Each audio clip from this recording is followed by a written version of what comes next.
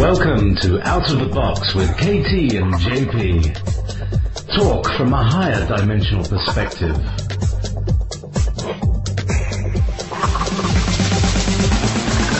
Looking at current affairs and the energies of the times.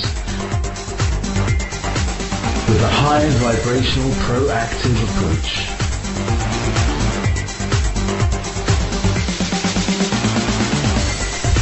Come and explore the universe within us all.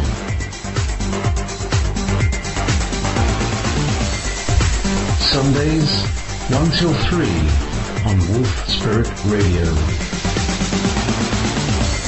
With Katie Gallanti and Jay Perron.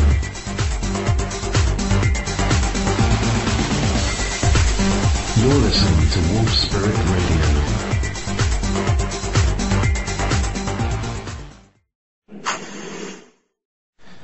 Okay, we're on the air now. Okay. Right. There was something, I could feel it. Yeah, there was something going on. Right, okay. You should hear us now or soon. Oh, Kay, you should hear you snow or soon. That's what actually typed. My keyboard. I'm blaming my keyboard, but I just have 9 3/4 fingers that can type. So welcome. It's the 9th of February 2014, and Katie Gallanti and I are here in the Wolf Spirit Wolfpack den by the fireside. Well, actually, I certainly have a wooden wood fire burning next to me. But you probably don't need some being in San Diego. It's quite. What's the weather like there? Actually, it's kind of chilly, and I did have the fire on earlier, right? Excellent. We do have micro seasons with a little bit of winter too. And by the way, I think it's kind of interesting that we have to do this again because it's like a Groundhog Day type thing. It's Mercury retrograde. And also and Groundhog Day, yes. Groundhog Day was associated with the possible ritual sacrifice of Philip Seymour Hoffman, right? So it's interesting that his death is what has triggered the topic of today, that is about sacrifice and ritual in general and what that all means and why they do it and so on. And here we are, and we have to do a Groundhog Day experience and repeat because the audio wasn't coming through properly, right? Yeah. So yeah. We'll repeat that it's a double 9 day. Right, that's right. So, thank you. That's a good cue. So, double 9 day was it was a 9 life path and the 9 other thingy, whatever 9 represents in the. But it's basically 9 is about completion. And about putting things together. Now I was born on the 18th, so I've got a 9 thingy, so it's. And I'm a 9 life path. You have a 9 life path. That's all your numbers together, is it? Yeah, it is. Yeah. Apparently, the day I was born comes up to 9, right? And I have a bunch of 9s somewhere else as well. 9s and 6s, completion and service. All right. Which translated means I'm doing this and then I'm getting the F out of here. First coach out of Dodge. There's how was it? I've got loads of 11s, or I've got 11s. And my son's like a double 11 or something like that, and that means it's impossible for him to be go up in. Have you ever seen the sketch? If anyone is wanting a total laugh, this is about the Scottish accent and the American voice recognition system. It's from a comedy show in Scotland. It's a highly, deeply Scottish show, and the humour is very, very Scottish, and you don't understand most of it. But they're trying to say the word 11, and the machine doesn't understand their accent. 11, 11, 11. I'm sorry, would you please repeat? 11. Anyway, yeah, so whenever I hear the word 11, I now think of this sketch. Yeah, and interesting enough, a lot of us kind of people, right, we end up being 11s or 9s. That's what I've noticed. Like, it seems to be very common that we're 11s or 9s, right? Or master numbers and 9s, right? So it's interesting. And by the way, I'm completely ignorant about numerology, so I don't know what I'm talking about. I only go up to 7. You know, when it gets like 8 and 9, it's like, okay, 8's actually 8's unlucky by the Chinese. No, 8's the lucky one and 4's unlucky. And even the word for 4 sounds bad for something in Chinese. Okay. But anyway. All right. So things that sound bad to things that really are bad. Okay, really bad. We're here to talk about the darkest possible subject that is in your face every day, and particularly at certain times of the year. And we're going to be discussing the certain times of the year, the certain in-your-faceness, and the most recent one, which, as we say, was on Groundhog Day. And so let's, just a minute, Punxsutawney Pete, the groundhog himself, or herself, you can never tell these days. I don't know. You know, is there a profession of groundhog sexers? Anyway, this creature looks, and if he sees his shadow, then the weather's going to be bad. And if he doesn't see his shadow, then it's going to be good and it's fine, or something. I don't know. I should watch the film once again, or maybe several times. So. Yeah, that's right. Okay, so in terms of this year, what has happened this year is that Philip Seymour Hoffman died, supposedly, allegedly, of a heroin overdose, right? Of leaving a needle in him. That's right. Because that's what happens when you take heroin. You leave a needle in you. We have to, otherwise it doesn't show that it's a heroin thing, right? That's right. You know, as if nobody can stick a needle in you and leave it there. Yeah, exactly. Yeah. I don't know. Have you ever seen these movies, the Andy Warhol movies? They leave the needle in there. I don't remember that. Anyway. Yeah, exactly. They usually can. The veins are bulging somewhere. Anyway, meanwhile, so we've got a faked murder that has. I mean, these things always. Well, it is a real murder. No, real murder, faked suicide. Sorry, or faked accidental. Fake overdose or whatever. And the thing is, we don't even know if it's a fake overdose. But what we do know is that the guy died, and the guy died. Young, right? Mm-hmm. He's actually exactly my age. He's July 1967. I'm July 1967. Astrologically, him and I have almost a 90% overlap in both charts, right? So it could have been me. I could have been gone at this time, right? And so he was going through heavy-duty transits from an astrological perspective. So because I have similar astrology to him, I know exactly what transits he was going through. He was having Saturn on his Neptune. He was having Pluto opposition to his Mercury, I believe. And in general, the Grand Cross that is going on at the moment was plugging into him. So he was very activated from an astrological perspective.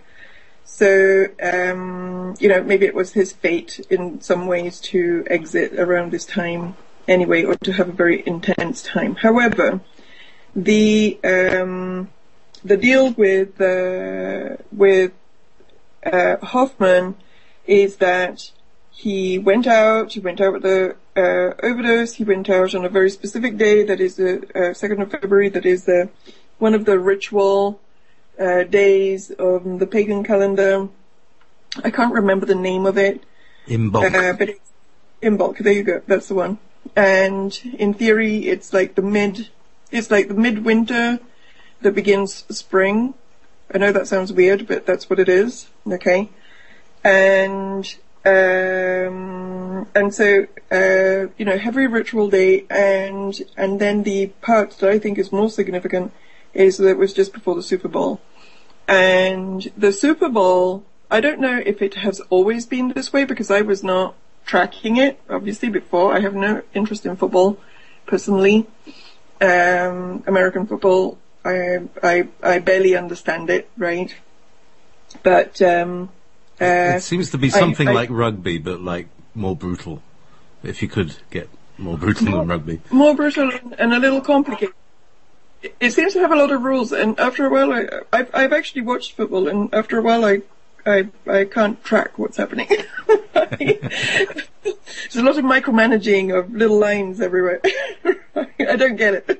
So anyway, but regardless of that, the Super Bowl seems to have become maybe because there's a lot of people watching it, or maybe there's another reason for it, I don't know. But it seems to be one of these events that unfolds like a ritual, right? And the halftime show that is in the middle, of the two, cut the show into two, and in the middle of it is often used as a ritual of some kind, right? And it also seems that somebody always dies right before it.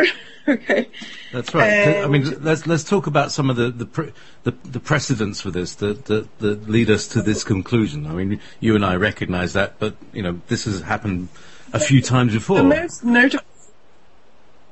most notable was a couple of years ago when Whitney Houston died just before the Super Bowl, right?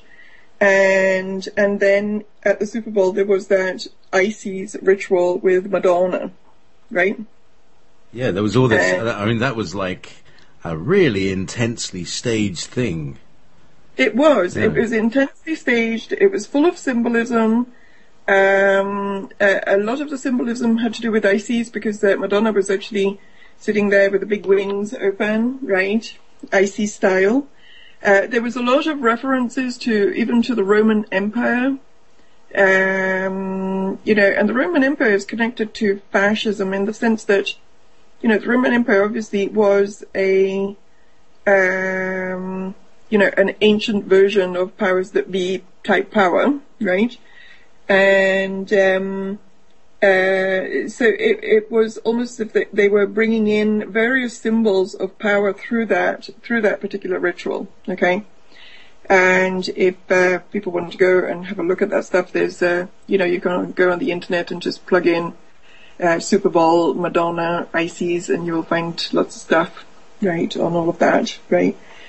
So it just seems that the Super Bowl is being used in the same way that things like the Grammys are being used, that things like the VMAs. It seems that they're using these kind of like mass events to do rituals, and then before these mass events there are people that are sacrificed.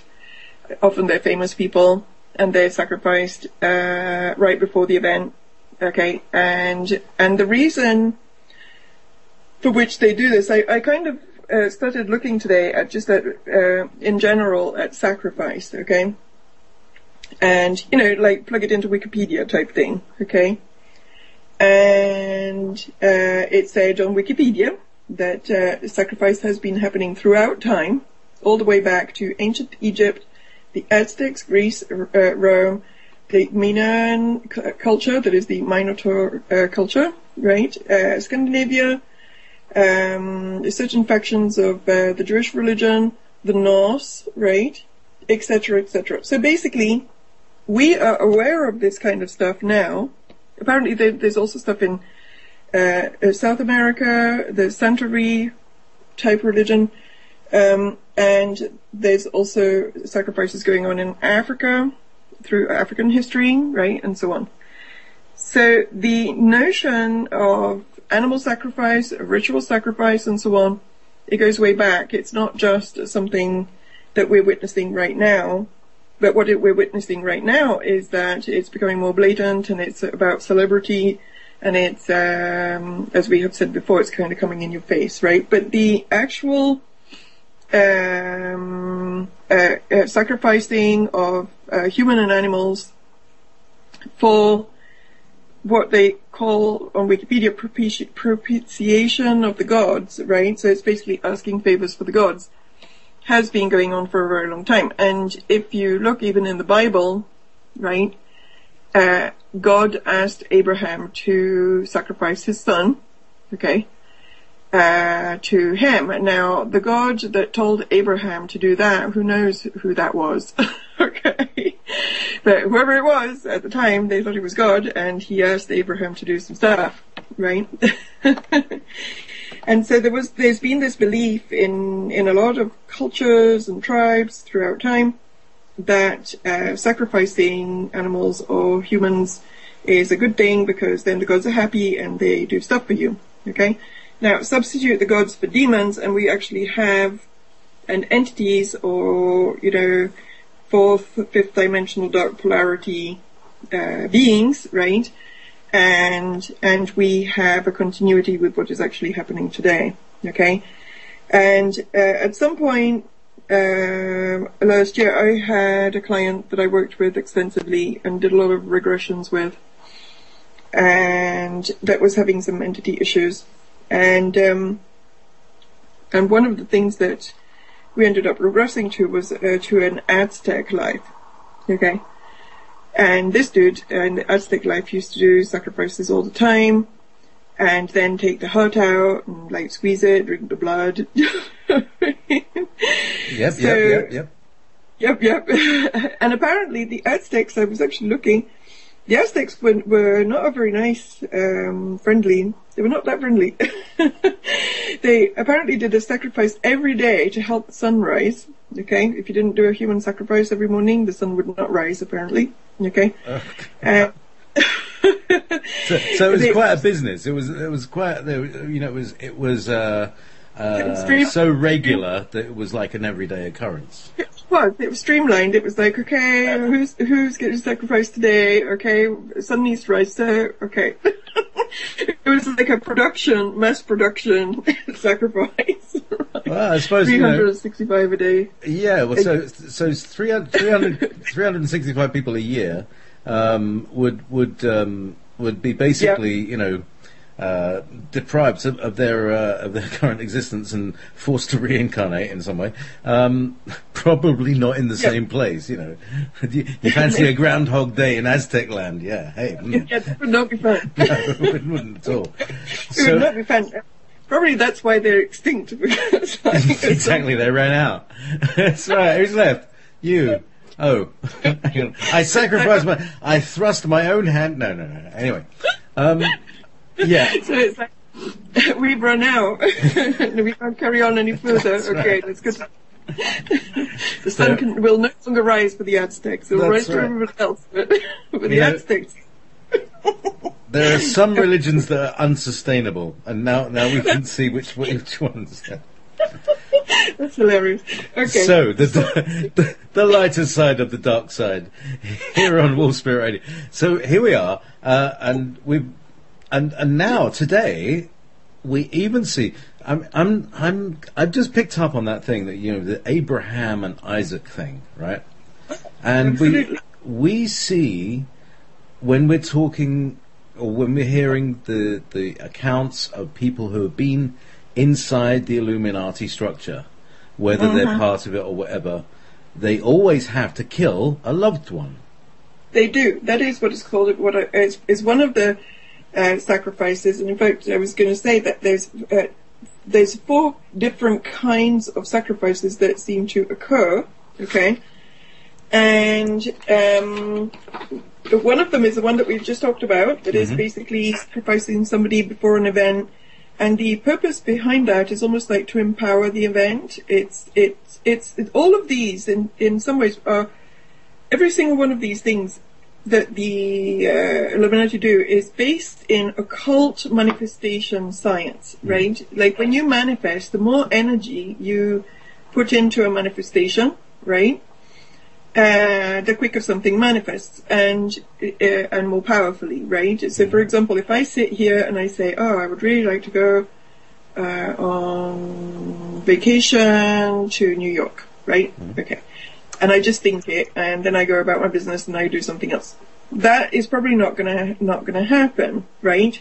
But if I get really focused and I start visualizing going to New York, and I make it like a priority goal, and I think about it every day, do you know what I mean? that thought suddenly has a very potent energy behind it, and it gets very focused, and depending on in some ways it doesn't really matter what your belief system is. It kind of works this way, that you focus in this way. The universe starts arranging its molecules, and it lands whatever, a ticket to New York on your doorstep, It right? magnetizes. Or a synchronicity or something that takes you to New York, okay? You eventually get to where you wanted to go. Yes. And it doesn't always have to cost you money either. Exactly. It's a focus of intent, okay? Now, when you do a ritual, I used to teach manifestation, and I used to teach, one of the classes I used to teach was about ritual. It was not about dark ritual, it was about positive ritual. But the positive ritual, the idea behind it was kind of the same. It's like, you go through the trouble of setting up a ritual, you put your little ritual sheet down, you put your little crystals, and your brain, while you're doing that, your subconscious mind is like, oh, we're doing a ritual, this is really important, do you know what I mean? Especially if you're doing it with other people, it creates a really focused energy zone, okay? And if you start invoking beings, right, which you can invoke like positive beings, right? It adds an extra oomph to the whole thing. Do you know what I mean? And so there's various levels of being that are available for invocation. All magic is neutral. It becomes black magic when it's used against free will, and when it's used with negative intent, okay? And when it's used using beings that have negative intent.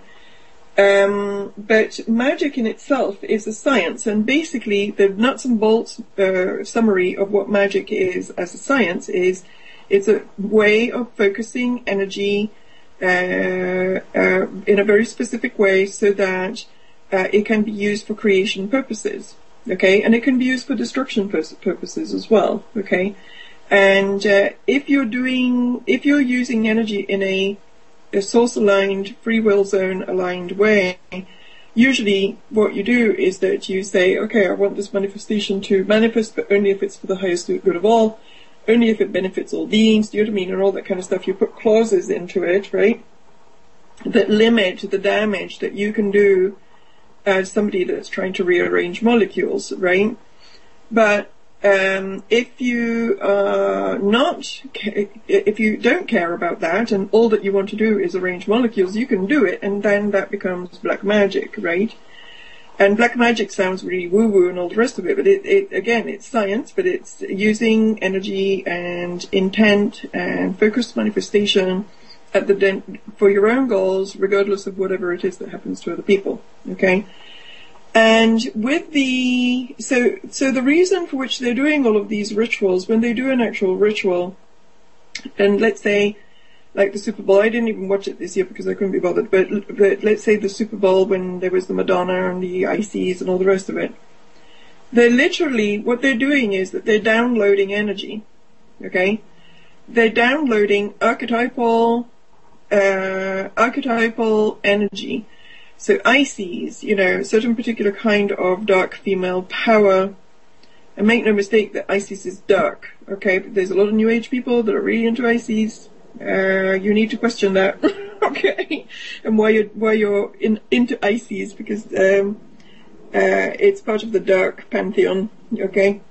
And it's part of the reason for which the New Age often is barking up the wrong tree, do you know what I mean? Because there's a hodgepodge of stuff in there, and not real clarity about I've heard them invoke a whole list of female names, saying that they're the names of the goddess, and like there's like Diana, Hecate, Isis, Inanna, and Mary Magdalene, and it's like throwing them all together and saying they're all goddess. All right, it doesn't matter. One's bad goddess and one's good goddess. They're all goddess. We do it just because she's a woman. That's right. It's female, it's good. Yeah, that's right. Female's good. Because all men are bad, and especially male gods. We don't.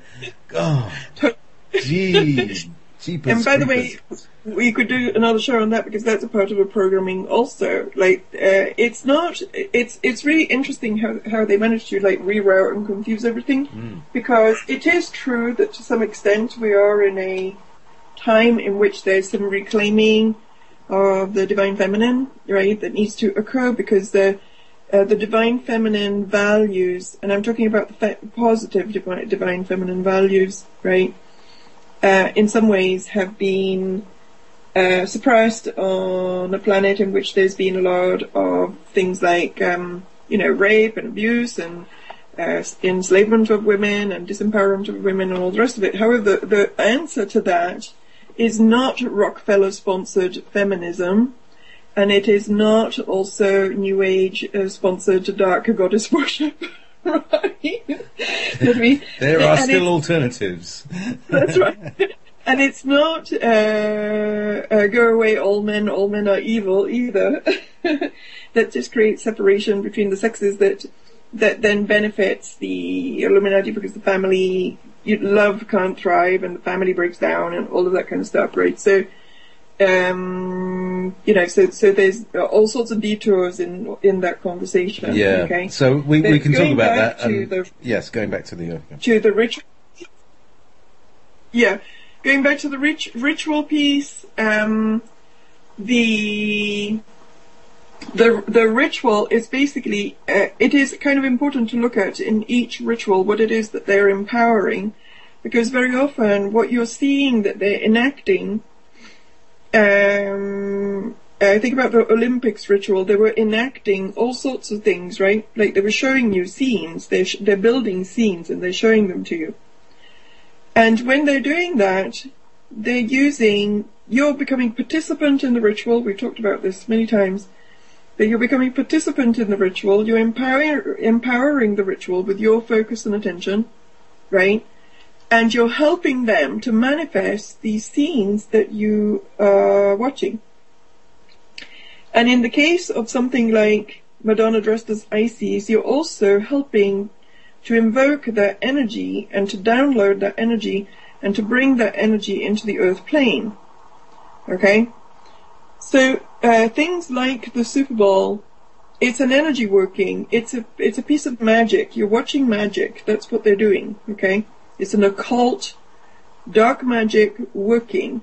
And as part of the occult dark magic working, before they even start, they sacrifice somebody, and guess what? It's somebody famous. They could sacrifice a chicken in somebody's basement, right? So why are they sacrificing somebody famous instead of a chicken in a basement? They're sacrificing somebody famous because the minute that person dies, everybody goes, oh my God, ooh, so-and-so died. Oh my God. Do you know what I mean? Everybody looks up that person. Everybody's focused on that person. Everybody's energy is going towards that person's death. Okay? So all of a sudden, you have somebody famous that has died. The whole world is focusing their attention on that person.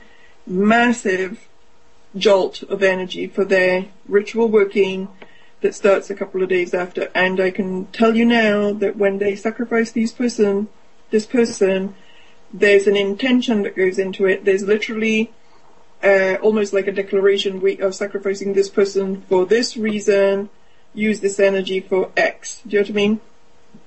And so, So let's just break that down a second. Okay. Is that the life force, what people call chi or orgon or life force energy, that when somebody dies, the waves of emotion and sympathy are focused in this person who is at the point of being in the they will be in the Illuminati place. It will be in a collection point. Let's put it that way, like a node on the ley line network, where the energy could be focused, and then they would use that. Now, how do they? Is it stored in some way, or is it? No. Is it like data, or how is this energy moved around? It's not like that. Okay, it's okay. Let's say I'm just going to try to break this down because all of it is about will and intent. Okay, will and intent is the foundational ingredient in all magic and manifestation. I'm calling it magic, but we could call it energy science of manifestation. It's the same thing. Okay? So I put forward my will. I, as a human being, put forward my will. My will is X. Okay? I want X. My will is X. I declare that I want X. I'm telling the universe I want X. Okay? When you do that, it's as if you're putting forward an arrow. Okay? The arrow goes out into the world and it changes the energy, and I call it rearranging molecules. Molecules you rearrange, you magnetize X. Okay? However, if my arrow is just powered by me, okay, my arrow is small. Alright?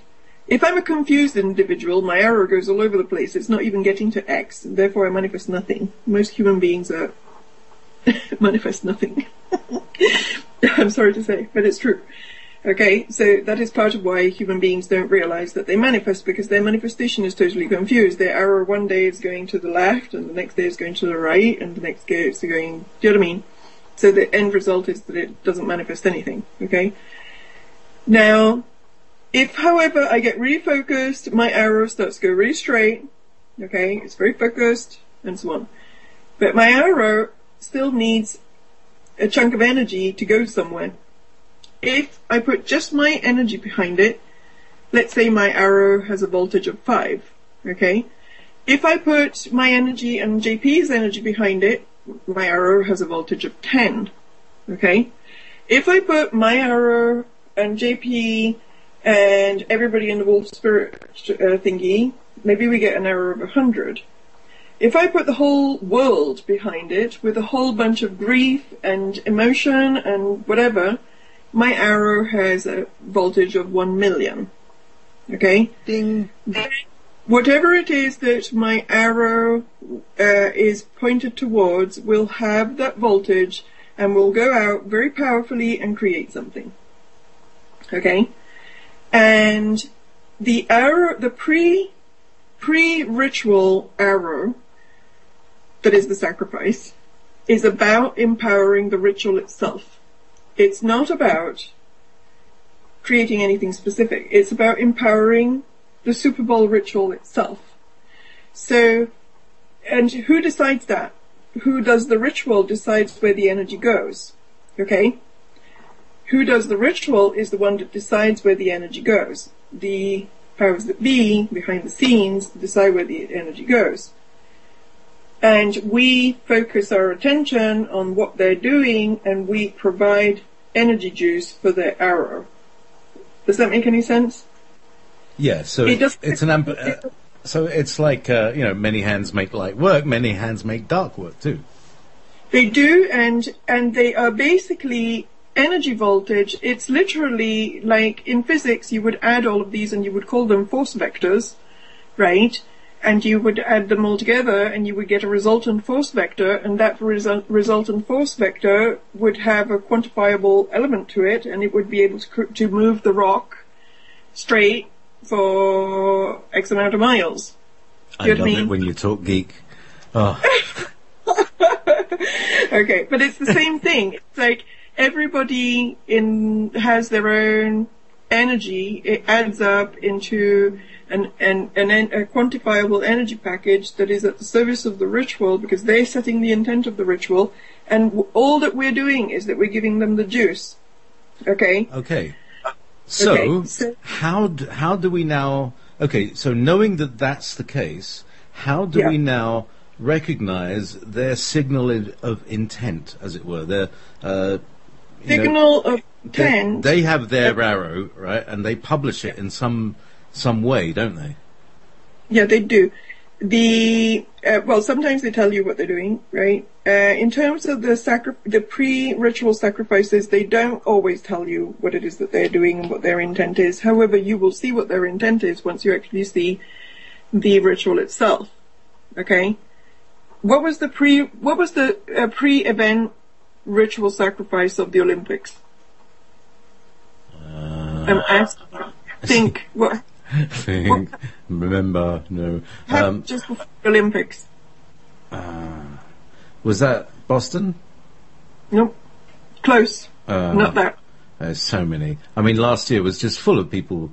It was being reported shooting things. That's right. And it was all faked. And it was all, we learned about, what's that group? Crisis actors. Yeah, absolutely. Who, a very innocent group. They're not part of a conspiracy. They help with police drills and fire drills and things like that. That's right. Okay. I don't know how innocent they are. Unless they're run by Satanists, of course. Well, how innocent are they once they see themselves on the TV? Okay. Yeah. They know they participated in something at that point, right? But going back to the Olympics, pre-Olympics ritual, Aurora shooting. Okay? Batman, Aurora shooting, all the rest of it. What did you see in that first of all, did they kill just one person? Forget if it's true or not, it doesn't matter. Did they kill one person? Oh, they had several. How many people was it? A whole bunch of them, right? Whole bunch of people. I mean, like I say, it's a blur. It's like, because there was Boston, and there was this, and there was that, and there was the Hasids somewhere, and the Turks. I don't know. It's just a blur of horror. It is. Now, why would they kill a whole bunch of people before the Olympics instead of just one famous actor? Big ritual, big sacrifice, okay? I think a week before the royal wedding, which is another ritual, okay? And in fact, England has been rife with ritual for a while now. Yeah, okay? They're trying to hold it together.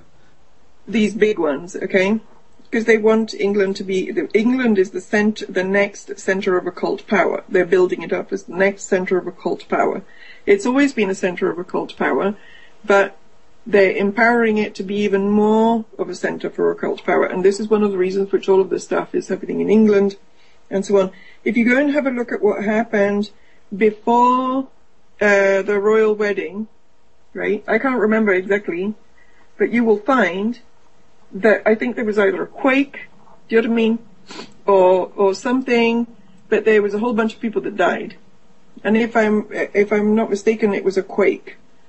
And as we know, a lot of these quakes are fake anyway. They happen with they're harpy quakes, right? Do you know what I mean? Like they're not electromagnetic machines. That's right. Upsetting the Earth crust, right, in very specific places. Go and have a look a week or 2 weeks before the royal wedding quake. Look it up. There will be something. Okay, before the Olympics, they did the Aurora shooting. Now, the Aurora shooting was kind of interesting because it was all connected with the Batman theme, okay? And even the guy that did the shooting looked like the Joker. He had the red hair and all the rest of it. He was totally MK Ultra. The dude that didn't know what was up and what was down. Do you know what I mean? And in the movie itself, there's references to Sandy Hook. So it's tied into the next ritual, which was Sandy Hook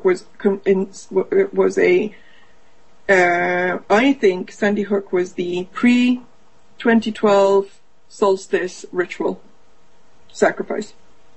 Okay?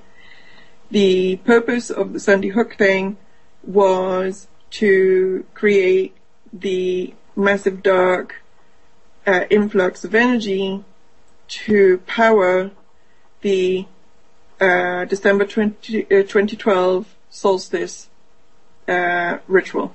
Okay? So, and that was a ritual that was worldwide. It didn't need to be held anywhere. There didn't have to be a Super Bowl or anything for it, right? Because the whole world was focused on that. And so what they do just before that, or very soon before that, they do the Sandy Hook thing. And where do they do it? They do it in what is the name of the place? Was it New Haven, Connecticut? I can't remember the name of the Sandy Hook. Yeah. So anyway, in the Connecticut, in that town, if you go and have a look, it was the East Coast base of the Church of Satan. Okay, so they end up doing a sacrifice. True or not true, it doesn't matter, and we'll come to why it doesn't matter in a minute. And they do it in a place that is already empowered with the kind of like satanic forces that they like to play with, right? And all of those people are actors and blah blah blah. Now, why doesn't it matter if it's true or not? Because if you understand the principle of the arrow, okay, what matters is how much energy goes into the arrow. How it gets there is really kind of irrelevant. Okay? So if you can actually pretend that something happens and it doesn't even happen, but you can still get everybody's attention on it, does it really matter that it happened or not? Not really. And in some ways, I think that they kind of have fun with the idea. It's almost like an even bigger perversion, the fact that they can make you believe something that hasn't happened, kind of dupes you even more. It creates even more of this chaotic kind of service to self, non-truth based energy, to make it into almost like a lie and a con and a game. Do you know what I mean? And a scam, all wrapped into a little dipped yogurt. Yeah. And who knows where those children went anyway, right? We don't know what happened to them. So, who knows where those children are and what happened? We don't know. So and going back again to the pre-Olympics ritual, if you go and have a look inside of I can't remember if it was the beginning or the end, maybe even both, but there was an opening ritual and a closing ritual to the Olympics, and the Batman theme was picked up. Okay? And it was picked up in a very clever way, in the sense that they showed the Only Fools and Horses episode, in which the two guys were dressed up as Batman and Robin, and they get stuck because their car doesn't work, and they're stuck in some dodgy neighborhood in London, I believe, dressed as Batman and Robin. Oh yeah, that goes down well. It really does in many neighborhoods in London. That's right. And so, I mean, the episode is really fun, right? And they were doing everything as if it was a tribute to UK culture, and so they gave a tribute to Only Fools and Horses which is a very famous and very funny English comedy series, right? But what episode did they pick? They picked the Batman and Robin episode, and so you had two people dressed as Batman and Robin, and the car and all of that was simulated, and with that they tied in the Batman and Robin theme of the Aurora shooting with the opening ritual, I think it was, of the Olympics. Okay, so again, all of this is to draw attention to the fact that this is the MO. They do pre-ritual sacrifices, often ones in which there's a lot of energy focused on them.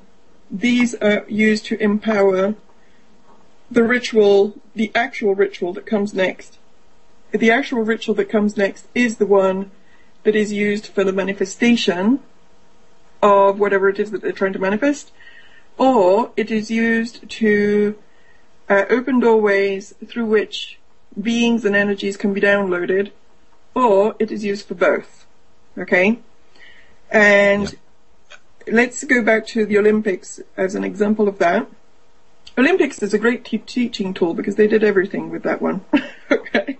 So it's a great teaching tool. You study the Olympics, you know everything about how they work with ritual. Okay?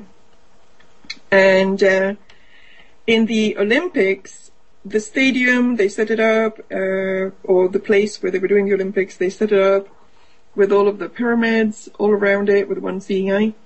Okay? And at the time And then they did this big ceremony at the beginning where they were basically empowering all sorts of things that they want to give energy to as far as the UK, including some stuff to do with the healthcare and the INS. Just rewatch that opening ceremony and you will see lots of agendas that are being empowered. Okay? Then on top of that, there was also the opening of doorways and downloading of energy, which may not have been obvious to everybody because that is a little bit more subtle. But I was following that in real time, and literally I could see clairvoyantly the doorways that they were opening and the beings that were coming through, which were humongous, okay? And they were, that whole structure energetically of the Olympics ritual was kind of tied into and channeled into the center of the earth.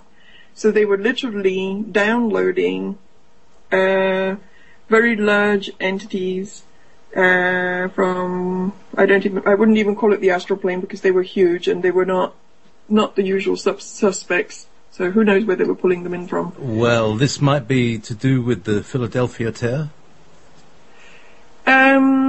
Not really, because the Philadelphia tear has been around for a long time, and for all intents and purposes, I think that tear was fixed by various people in August 2003. Okay, but they have other ways of opening doorways. Again, you can do that with intent. Again, you can do that with sacrifices and rituals and so on. Basically, I mean, it's kind of repetitive after a while, but basically, if you focus energy, you can do things with it. Even as a healer, that is what I do. I focus energy and I move things around. If I look at somebody's energy field, I know how to work the energy field so that I can move stuff into it, out of it, do you know what I mean, and so on. I'm a good person, so I'm not moving horrible things into people's energy fields, and I'm taking out stuff that makes people feel better, right? With their free will, obviously. But all that these people are doing is that they are creating almost like a nuclear reactor of energy and intent, right? So that they can move around stuff that they want to move around. One of the things that they have been trying to move around for quite a long time is they want to create some things. They want to create the New World Order. They want to create the Luciferian reality. They want to make sure that when we go through the shift that we go into the higher dimensional darkness reality rather than the light higher dimensional reality. So this is one of the reasons for which they're so gung-ho about all of this manifesting. It's not just because, and particularly right now, it's not just a random activity. They are doing it in a race against the clock to anchor their reality into this plane. It's, in some ways, it's a form of timeline anchoring. Okay?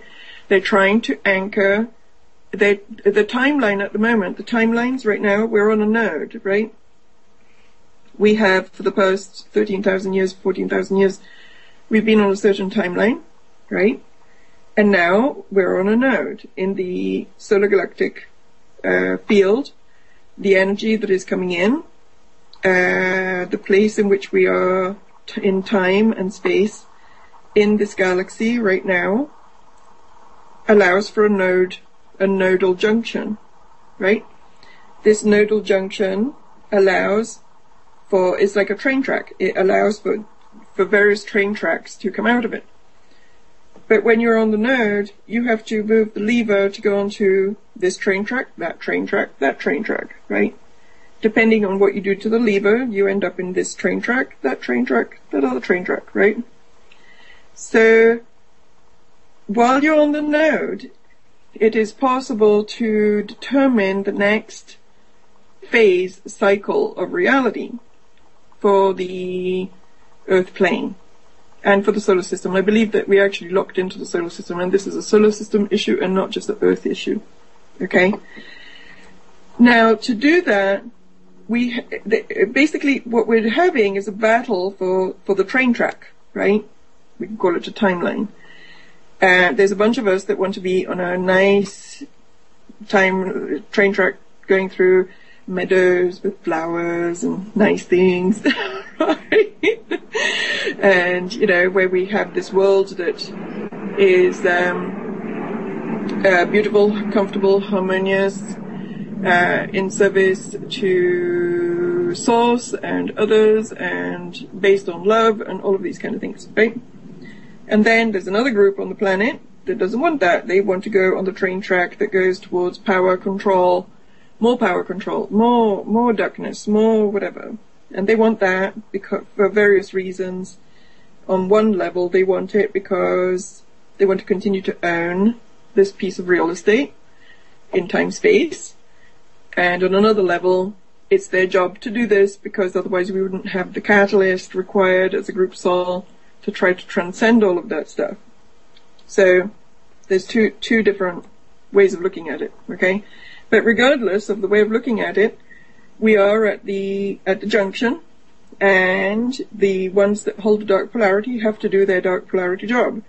And the dark polarity job is that they have to try to manifest the timeline that they want. To manifest the timeline that they want, they are pulling, every piece of energy, ritual, whatnot that they can do to make that happen. Therefore, in the past 2 to 3 to 4 years, and probably more than that, but specifically in the past 3 to 4 years, it's been one ritual after another, after another, after another. It's not only one ritual after another in terms of the world scene, but the whole music industry has been now completely taken over by this.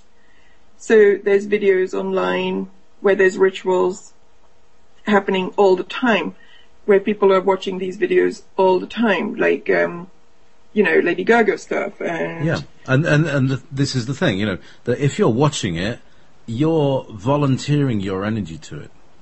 Even just sitting in front of it, you're giving time and attention to it. And if you're getting emotionally involved with it, you're giving time to it. Even if you watch it afterwards, it transcends time and space like radionics. Absolutely. And unless you are aware of what you're doing, and because you have free will over your own energy, right? Yes. That you have.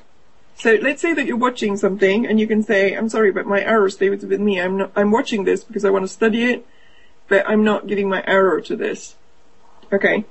And you can literally pull your energy and keep it in and not allow it to go to wherever it is that it's being taken to. Okay. So Katie, was that clear, that explanation? I know this is kind of convoluted stuff in some ways, but do you fancy taking a break?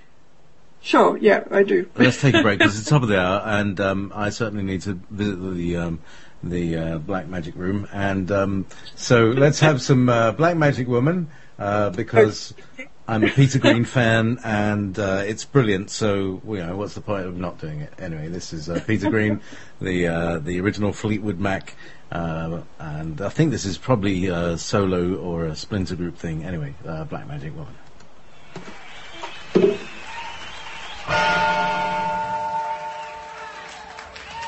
I've got a black.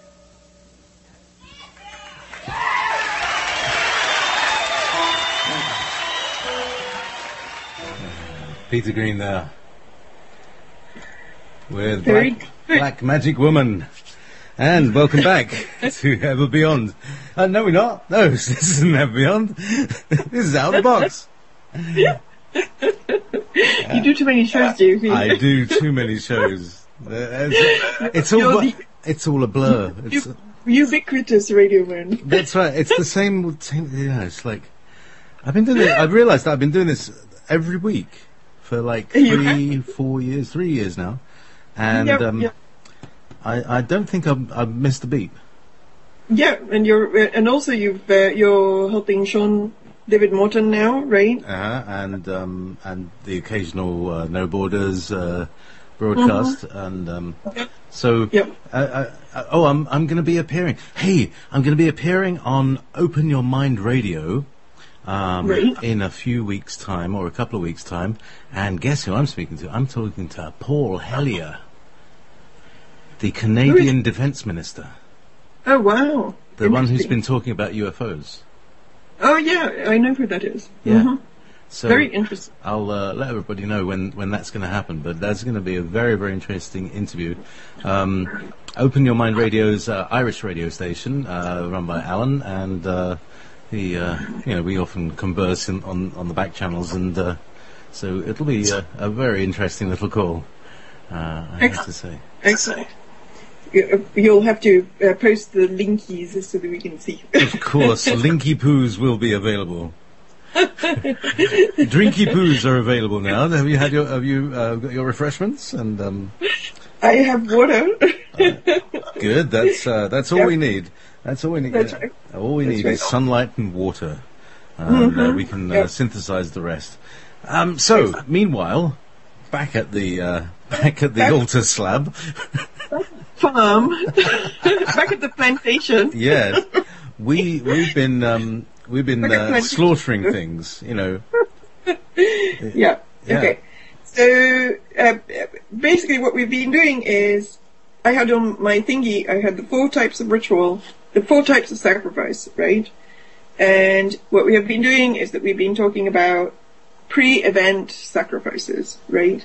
Where people are killed or stuff happens or fake killed in order to draw in energy that powers up a ritual, okay, and so on. There's other kinds of sacrifice. Not all, they love sacrifice, so they can use sacrifice for so many different things.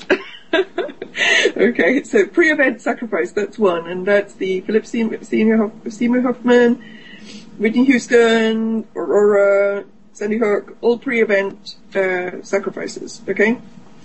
Now, then there is the demonic doorway opening sacrifices, and I believe that many of these sacrifices double up for that, okay?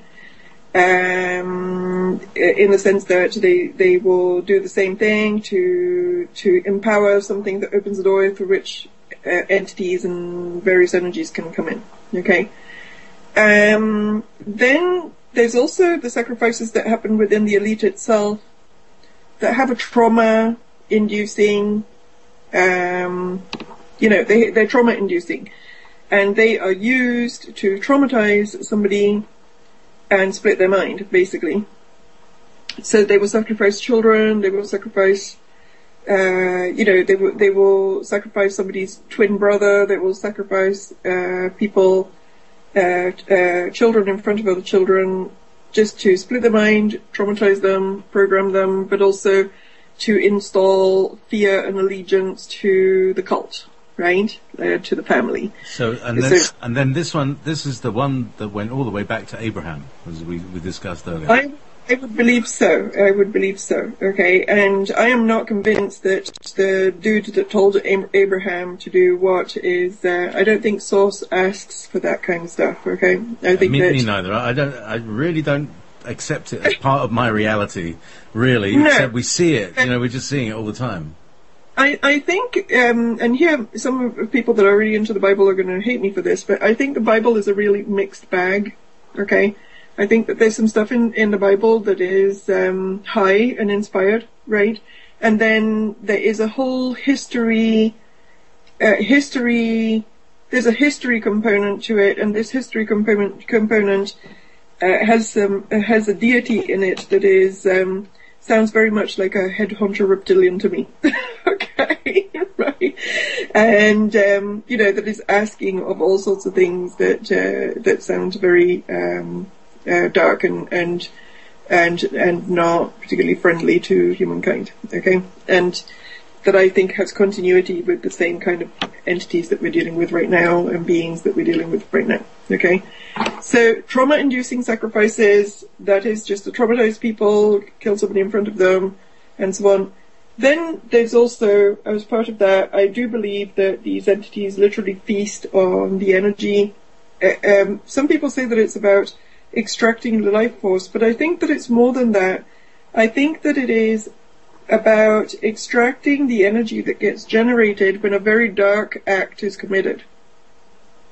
And taking somebody's life, taking the life of the child, torturing and killing a child, is a very dark act. It's very anti-life. It goes against free will of the child. It goes against the natural order of things. And it generates it generates energy that then the dark entities and so on can absorb for their own, for their own energy food, because they like that, right? And these are lovely topics, by the way, really nice. And lovely Sunday afternoon, just as you're having your roast. I'm terribly sorry, but these things happen regularly. Look at milk cartons and how many children disappear. It happens all the time, okay? And we need to be aware of it, because as we become aware of it, then we can start breaking the spell in the programming and exposing some of this stuff so that it doesn't happen anymore, okay? And then the last one that I want to talk about, of which there's quite a bit to talk about, is the blood oath type sacrifice, right? That is an initiation sacrifice. And it's usually an initiation for somebody that wants to enter into the group, right? And has to show allegiance, right? And so, as part of the entry ticket to come into the group, they have to be willing to sacrifice somebody near and dear, which is usually a family member of some kind, or somebody that they have a close bond to, okay? And I actually found a list that I showed you earlier, right, of all of these.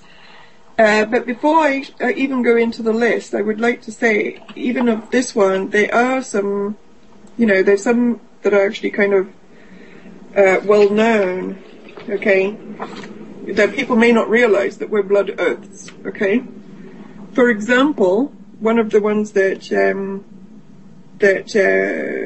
is actually really famous and is a blood oath sacrifice is Sharon Tate, okay?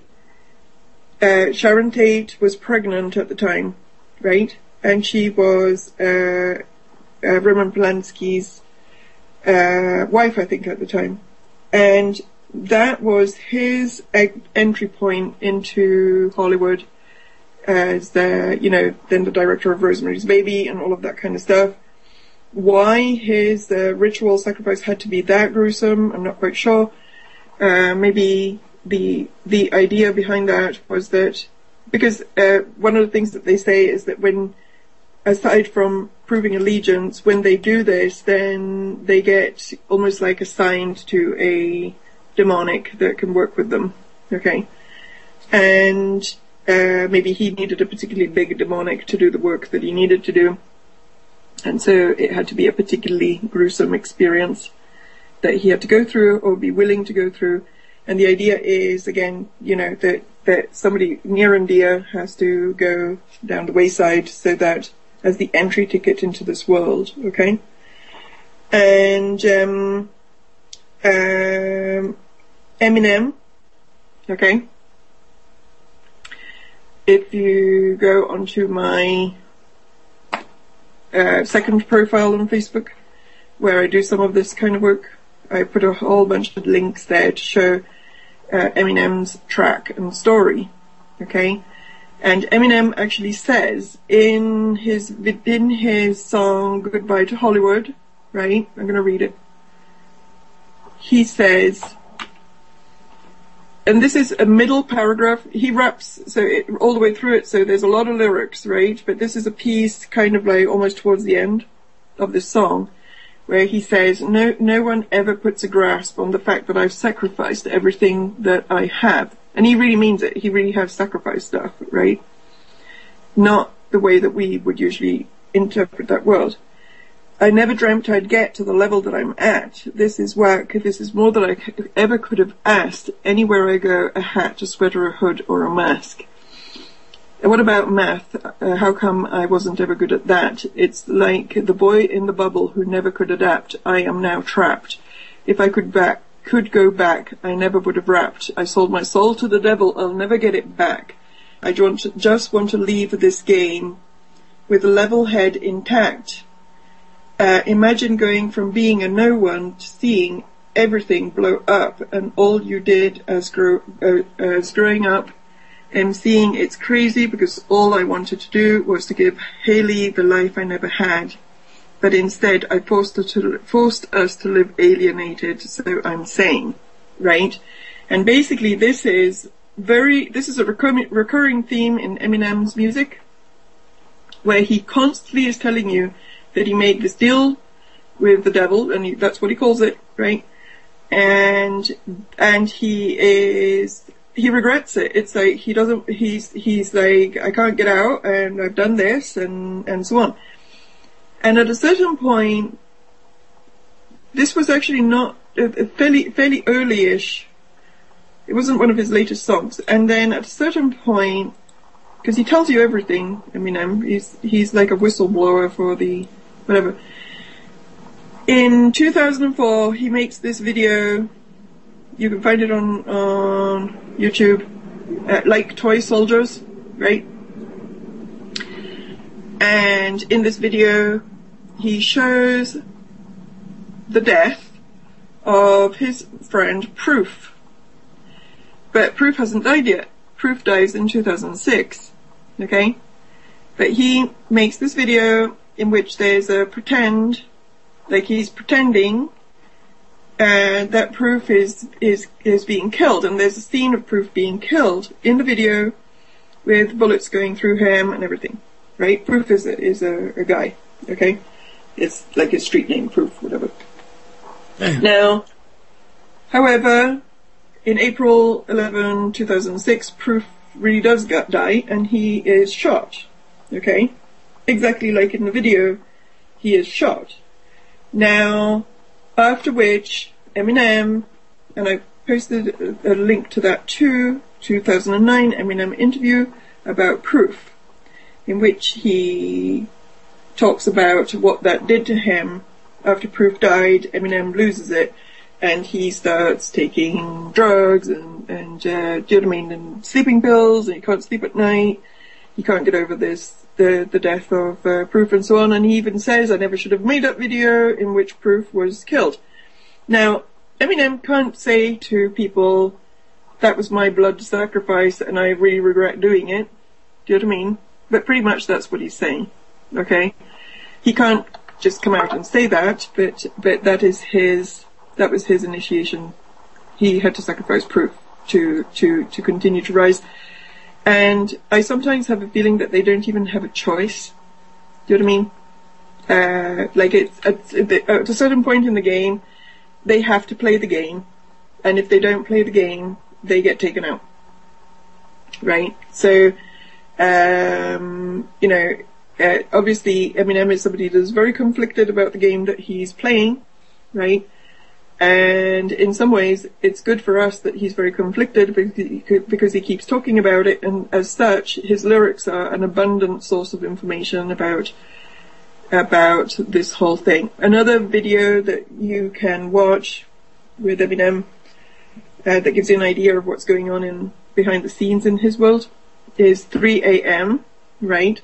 However, if you watch it, I really recommend that you protect yourself a little bit before you actually watch it, because it's really dark and there's bad energy in it.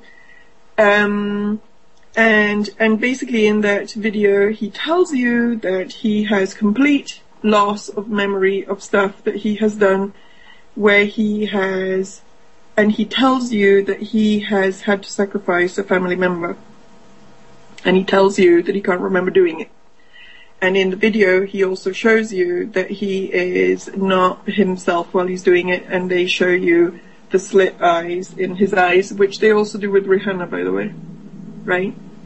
And then people can make out of that whatever it is that they want. But if you go and have a look at Rihanna's video Disturbia, and if you go and have a look at Rihanna's photo shoot with all the snakes all around her that she did this year, actually it was last year, December, I think, November, December, there's a photo shoot of Rihanna that is covered in snakes, and her eyes are slit. in the same way as it's Eminem's. the reptilian entity inside her looking out. Yeah, or maybe it's just symbolic of that in the sense that I don't know if these are real or if they're lenses or whatever, but they're telling you something by that. Oh, okay? Yeah, they're definitely lenses, but I mean, it's like the Goa'uld when in Stargate, that their eyes would glow to show you that, you know, they're just not the ordinary boy next door, boy-girl androgynous sort of person thing. Yeah. Anyway. And if they announce everything, right? Like they announce what they're doing. So, Sharon Tate, blood sacrifice of Roman Polanski.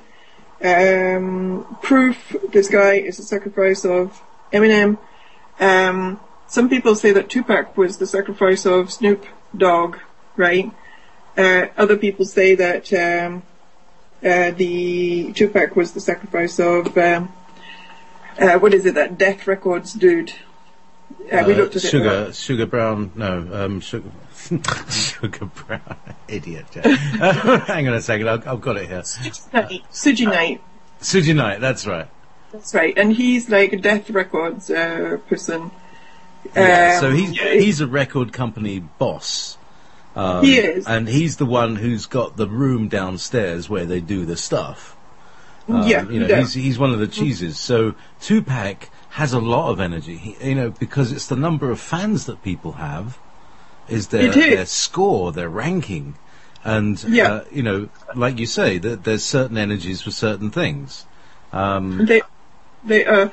And Tupac also, in some ways, is a double score because Tupac was actually light. I mean, the thing that a lot of people don't, you have to really follow all of the stuff that they say in the lyrics, right? And you have to be slightly obsessive and listen to everything. Right? But Tupac has several places where he actually talks about the soul selling.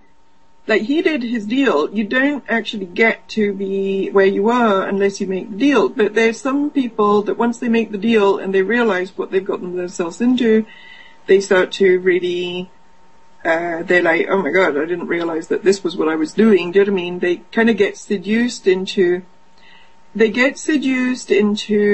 fame, into being known, into having money, into having attention, and so on, right? And very often, it's not always the case, but very often, this is happening with people that come from deprived backgrounds. They may have inner child wounds of neglect and abandonment. Do you know what I mean? They may have deprivation history from a physical point of view where they've lived in places where there wasn't any money and there wasn't enough to go around. And then there's if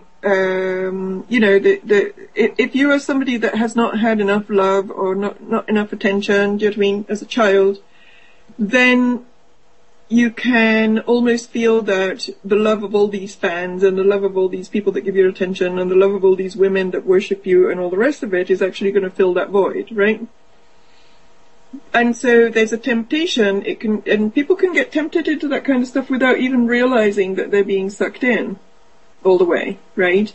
I mean, there's a consciousness to it. Obviously, when somebody starts signing a contract with blood on it and saying, oh, sure, have my soul, you know what I mean? That's when stuff gets real, whose blood do you use? That's right. It's like, you want me to kill my mum? Oh, fine, I will do that, that's fine. And then I'll sign the second clause in her blood, yeah. That's right. Okay. So once it gets to that point, obviously it becomes more conscious, but even conscious decisions sometimes can be unconsciously driven in the sense that somebody may think that it's worth doing all of that stuff, but then once they actually get in it and they realize the price tag for it, then they regret whatever it is that they're doing. And to be clear, the price tag of actually choosing to align oneself with very demonic entities and with dark agenda type beings, the price for that is inner torment, because these beings are not nice, and they're not nice even to the people that they're inside of, right? And so often people that have demonic type stuff going on with them, they have energetic disturbances inside of their being. They have one of the common symptoms is sleeplessness. They can't sleep. They are very restless, right? They just, they can't sleep, they have nightmares, and after a while, not being able to sleep and having all sorts of intrusive thoughts and restlessness and anxiety and all that kind of stuff starts to drive you kind of mad. But there's a lot of people that take on those kind of energies whose actual emotional bodies and mental bodies can't handle them very much, and so then they have to take sleeping pills and they have to take all sorts of things to actually help them to sleep.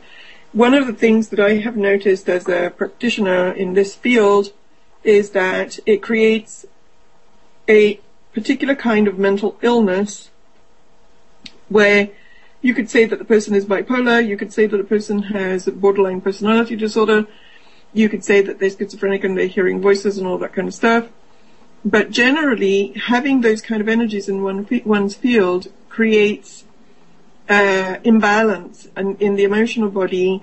And so it's not that these people get to be all nice and happy. That is one of the reasons which so many that are famous end up abusing drugs and having to take all sorts of things to just have some peace of mind, right? So it's not a great deal. And then from a multidimensional perspective, very often the deals that people make, you can't really get out of them that quickly, and they carry from lifetime to lifetime. So the people that have actually made these deals, they'll actually have to come back with these entities again at some other point in time and try to get rid of them if they can't get rid of them right now. Not a good idea, alright? So there are some that, like Eminem and like Tupac, right, that once they're in, they're like, oh my god, I didn't realize I was getting myself into this, right? And then they do everything in their power to backpedal.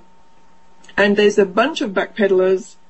Eminem obviously is not strong enough. He has not managed to get out because he's still in, okay? He hates it, he kicks and screams and all the rest of it, but he hasn't managed to get out, okay?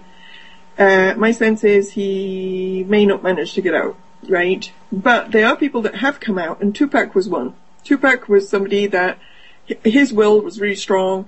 And once he actually realized that he was playing for the wrong team, he got very focused and he started exposing all of these things, and he pulled his energy way away from all of it. And sure enough, he's ended up dead. Do you know what I mean? Like, and he probably ended up dead as somebody else's sacrifice, but he didn't last very long in his, step away, empowered kind of state. Yeah. And he was kind of empowered right from the beginning. Anyway, he really just got tricked up into something, but he reversed his course very, very quickly. Now, well, instead, Eminem, he took on a bunch of stuff before he started backpedaling. He only started backpedaling once his friend died. But at the beginning, he took on Slim Shady, which is an alternate personality that is actually a demonic being, right? He took on the Rain Man, which is the primary entity that oversees Hollywood, right? So he took on a bunch of entity possessions before he decided that he was on the wrong track. So a little bit harder for him to get out, right? And hopefully he will understand what he's doing. Now, another one is DMX. I don't know if you ever heard of DMX. But I actually, he was not one of the ones that I was familiar with as an artist, but he's somebody that has popped up often in research, right? Because DMX, if you listen to the early songs of DMX, oh my god, they were horrendous. He was talking about rape, he was talking about the most horrific stuff, right? And he was into it up to his eyeballs, and he, again, is somebody that at some point, he was like, you know what, this sucks, I'm not doing this anymore. And he did a 180, and there's a YouTube video somewhere with an interview with him where literally he said that he left Los Angeles and he hightailed into the Arizona desert and he started praying to God to liberate him from whatever it is that was ailing him.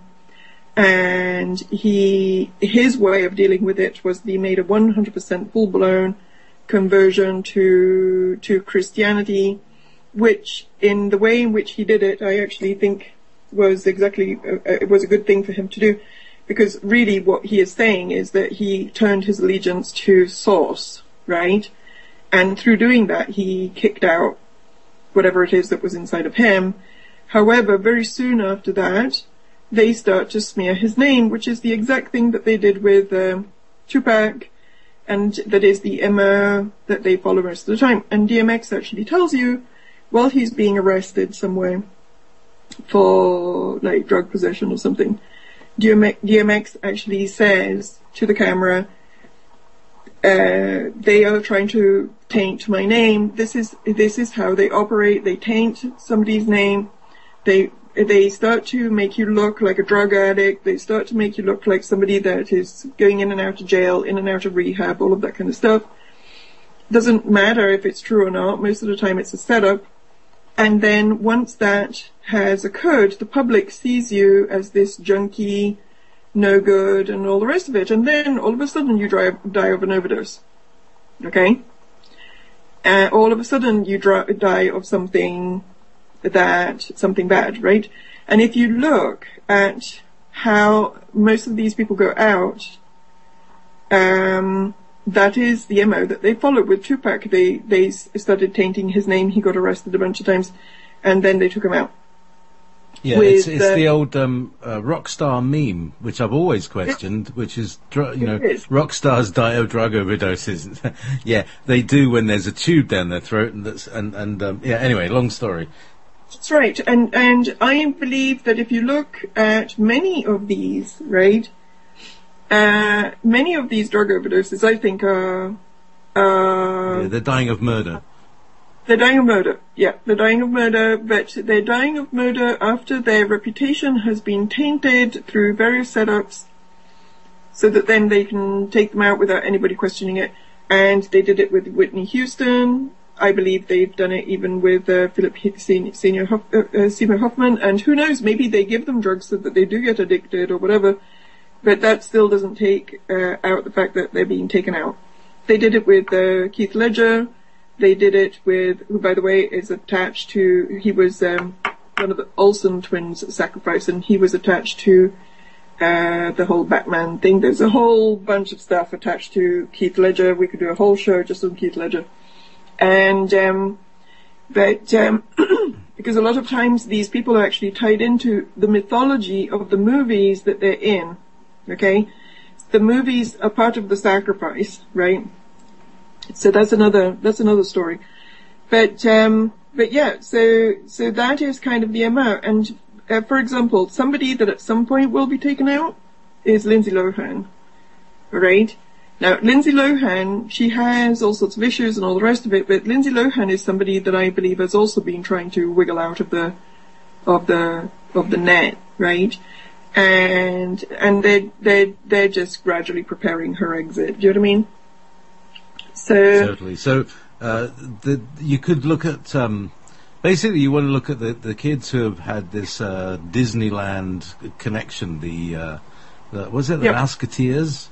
It was the look at that group. Yeah, Mickey Mouse Club. Yeah, the Mickey Mouse Club, and you can see that they all. And this is these are Miley Cyrus. And who's that? Not Macaulay Culkin. The other little boy. Oh, Bieber. Yeah. Yep. Who look incredibly alike. Did you see that comparison of their faces? No, I didn't. You can crossfade them. They're probably all clones. test tube. Yeah. Test tube. what's or family illegitimates. Yep. Right. Yeah. So yeah, that doesn't surprise me at all, because I think that a lot of these people are even conceived. If you read Fritz Springmeier's material. Oh yes. Right? Now who had him on? Rick and Annie on another station. They had Fritz. He's brilliant. Yeah. Anyway, go on. Well, we have to bow down to him because he has he cracked so many codes. Do you know what I mean? He's so jolly. He is. He's such a laugh to listen to. I mean, it's unbelievable. Because he has incredible faith, and I've had people that have asked me, how come you are into all of this light stuff and then you're into all of this super dark stuff? Like, shouldn't you just get rid of it? Do you know what I mean? The dark stuff, and just focus on the light stuff, right? And the thing is, you need to be super light to be able to focus on the super dark, because otherwise it takes you over. Do you know what I mean? Unless you have really strong faith and really strong spirituality and really strong integrity and really strong love and really strong light, you cannot deal with this kind of stuff without it starting to take you down. And by dealing with this stuff, I mean not just researching about it, but literally dealing with the energies direct, right? And Fritz Springmeier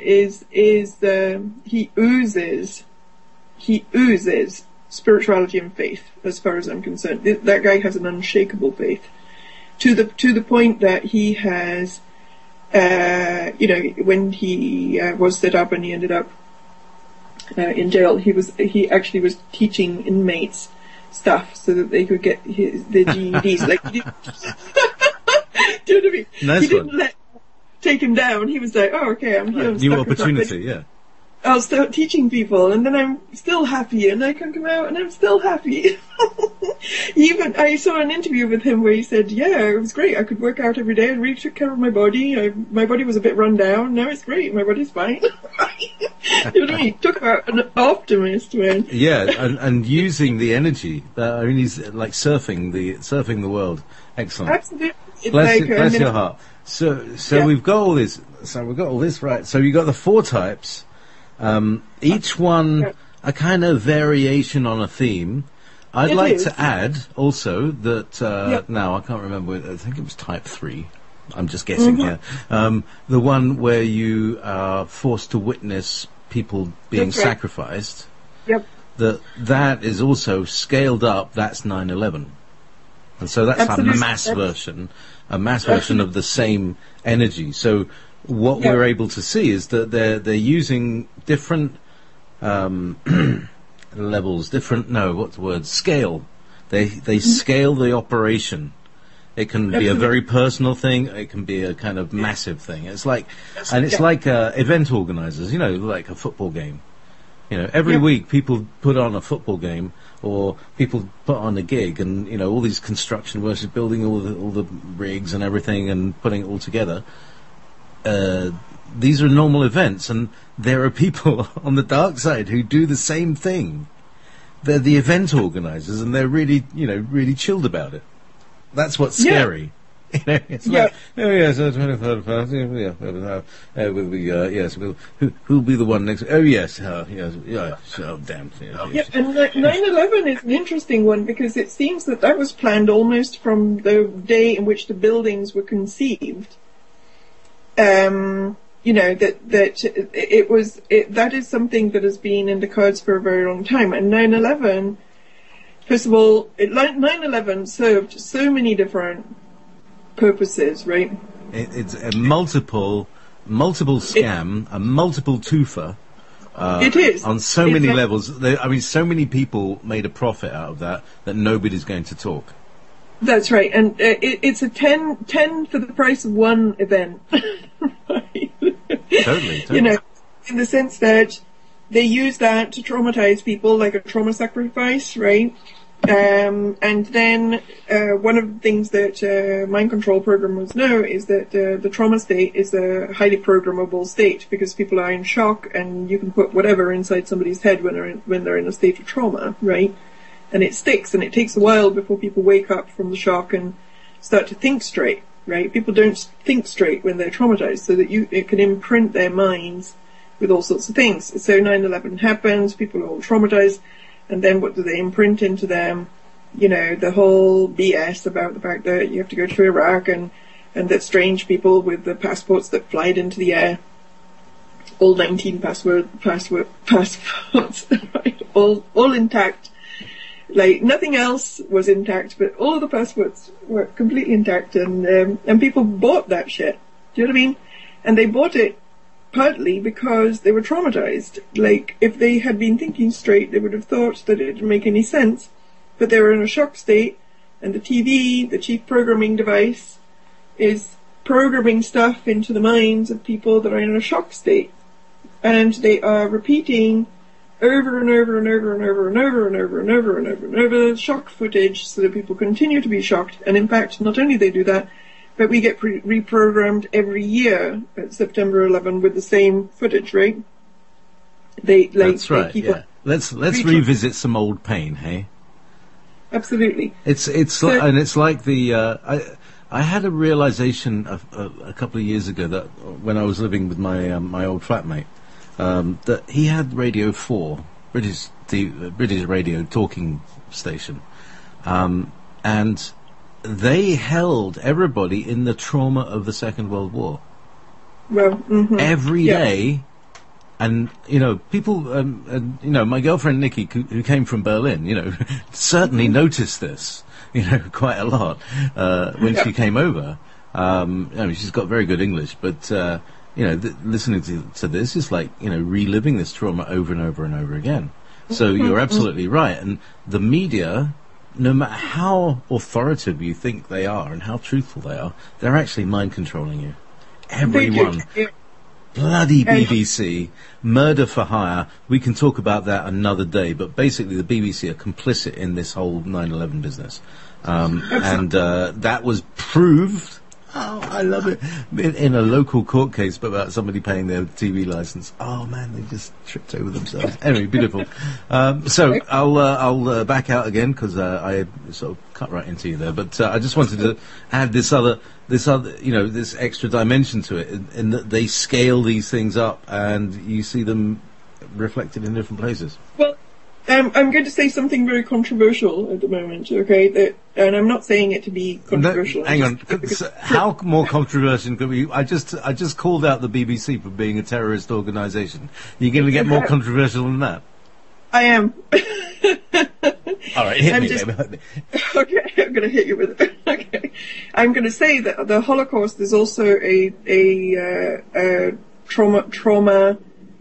It's almost like the Holocaust itself was a traumatic event, right?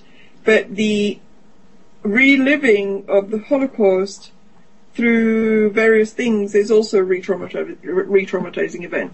Okay? Yeah. Like even that is something that is being used over and over again to create a shock state.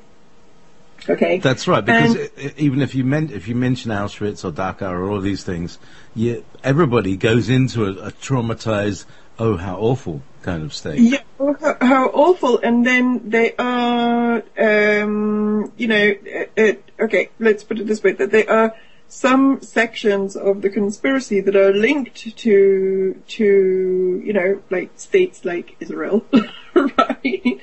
And then you can't really talk about it because then it brings in all of this other kind of energy. So, and this does not mean that the Holocaust wasn't a terrible thing and, you know, and so on, but it's also being used as a trauma event, just like 9/11 and all of these other things, right? So there's many of those kind of mass trauma events. The whole of World War II in some ways was a mass trauma event. So I agree with you. And I'm trying to think about other ones. Well, I mean, presumably the Vietnam War for Americans and certain... Katrina.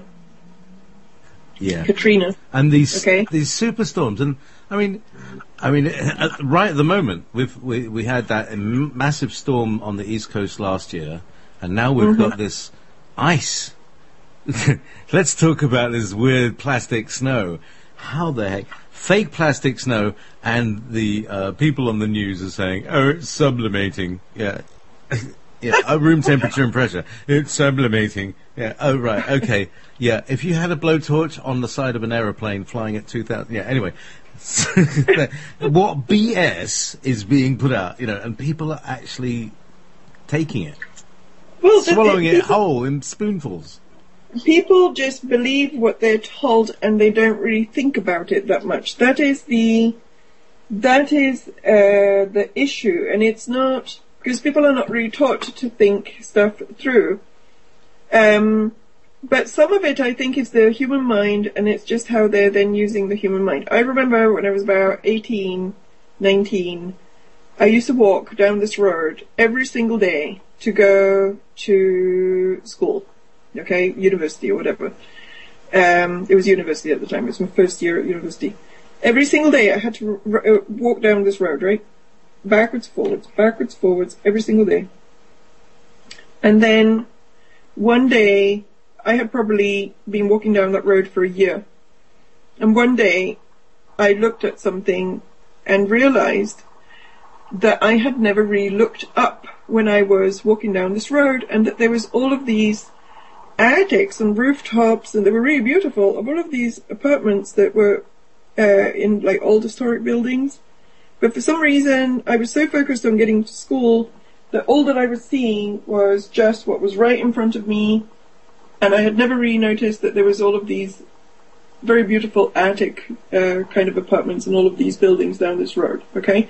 And then I realized that I was walking down this road with only 1/4 of my consciousness engaged into my surroundings, right? The rest was inside of my head, thinking about stuff, thinking about university, but I wasn't really paying attention to what it is that I was walking through, right? And for some reason, that was a real aha experience for me. It was like, I'm kind of half asleep here. I'm not really, how come I've never seen this before? Do you know what I mean? And I think that that is how people operate, and human beings operate most of the time. They're very engaged in what they're doing. They listen to the radio, they listen to the news, they pay attention to some pieces and so on. But they don't really start taking stuff apart and dismantling stuff. They don't really have a reason to do it. So they just listen to stuff, and the programming goes in, and they don't really question it, and they go on to their next piece, and they don't even realize that they're having like a mind-washing experience, and that a lot of the stuff doesn't add up, and so on, right? They just take it in and move on to the next thing. Then I think that with people like us, first of all, if the Project Camelot video with the guy, I think it was Pete Peterson, that said that the basically Black Ops people were aware that there was 15% of the population that had a DNA such that they could not be manipulated, like that they could sense truth. That may be true. This may be the starseed consciousness or whatever you want, to call it. Yeah, the 1-2 group, also, yeah. That's right. But it also may be that I think for all of us, we have had 1 or 2 events in our lives that kind of woke us up to the fact that things were not quite the way that we thought they were. And then that is like the first domino that goes down. And once that domino goes down, you're like, okay, so what else am I not seeing? And then all of a sudden you're looking at everything and dissecting everything. And then it's clear as day. Once you actually start doing that, then it's clear as day, right? But most of us have had something, a beginning experience that makes the first domino fall, right? And I'm trying to think what my first domino was in terms of the collective picture. And I think it was sitting at a table in Glastonbury with a healer, teacher person who was talking about a pedophile ring in Belgium, right? And she was also talking about David Icke and The Biggest Secret that had just come out at the time. I think it was like 1998 or 1999. And she was like, okay, so now let's all hold hands and send some healing to this place in Belgium where all of these pedophile type things and murders have been happening, right? So I'm like very naive. I think I was like 30 or something, and all shiny bright. I'm holding hands, and I'm all intent in sending light to the pedophile ring, not really understanding what I was sending light to anyway. And all of a sudden, in my third eye, I get this entity came at me, and it basically said, "Go away," right? and I saw the vision. I saw the vision of the place. I saw. There was a lake, there was like a castle, there was like, I saw all of it. I saw the energy, I saw the pedophile, I saw everything, and this entity was just like slamming me out through my third eye and said, go away, and so on, right? And then after that, I could not get rid of this entity. It stuck with me, right? So I'm walking around and I can feel it, and I have no idea what to do with it. And it took me about 3 months to get rid of it, right? But then after that, I was on red alert. It was like, okay, so the pedophile ring really exists, right? And this thing that I saw, what was that? So they've got psychic protection. I mean, it sounds very much like when Nancy was investigating this mystery component. She suddenly felt all this terror and saw all these swastikas, and they didn't know her, so they couldn't hone in on her. But a lot of psychics got killed after that because they tried to trace her. Yeah, absolutely. And this was almost like a guardian being that was kind of, setting a real, very aggressive, dark boundary, right? It was kind of a guardian thing. Then it plugged into some other stuff that I don't have time to go into right now, but, of my own past life history with those kinds of beings that has kept me busy for the past 15 years. That is one of the reasons for which I ended up on this path anyway, right? But so it was obviously I was supposed to interact with those energies because I was supposed to. It's part of my mission of being here to do so, right? But that was kind of the first domino of the collective picture. There had been other dominoes that had gone down before that. I had had other experiences with that energy, but they felt more personal. This one was the first time where I realized that energy was out in the world and it was doing stuff. And I didn't really know anything about pedophile rings or New World Order or any of that stuff, right? But that was the first thing that kind of set me off on a research track of that kind, right? And then I think it was in 2000 that it really kicked in when I came to America and Bush was elected, right? And I had just met a group of American people, and one of them was telling me all about how Bush fit in was the New World Order, and I was like, what does that mean? I have to understand. So I quickly learned a whole bunch of stuff. It was almost like I got the download once I got here. It's like download 101 of everything. So that was the beginning. But that is my story, but everybody has their own story, right? And then once you start seeing things, then you start seeing more and more and more and more, and then you become like us that talk about this stuff that we've been talking about today, bottom of the rabbit hole. Absolutely, down there in the mud, right at the bottom, in the sewage system. But, I mean, this is really important because we've got to know, we all need to know our enemy. We did not choose this enemy chose us. They are predators to us. We are not the top of the food chain. They predate on us sexually, emotionally, attention, money, just about every orifice where stuff comes out of you, they've got a kind of little cup on it. Waiting to collect it. Listen, we're out of time for this show. Are you good for more, or do you want to finish it there? We can do a little bit more if you want, right? I still have some juice. When I run out of juice, I'll tell you. Okay, all right. So let me just close this one down and start the other one. And we'll be back in a couple of minutes. Time for I'm going to go and boil the kettle because this tea is awful. And so we'll just... where is the outro? There's the outro. There we go. Thanks, everybody. We'll be back in a few minutes with the continuation. And once Katie's finally run out of steam, we will... which is... The steam will actually be... having a torsion field moving in both directions in a golden Merkaba. But once that steam has finally run out, I'll take some readings. I'll do some ray readings. If you haven't had your 7 ray reading to find out what your soul, monad, personality are, and even if you want to find out what that little tirade just meant, give me a call. We got a new number. What is the new number? Oh God. I've lost it.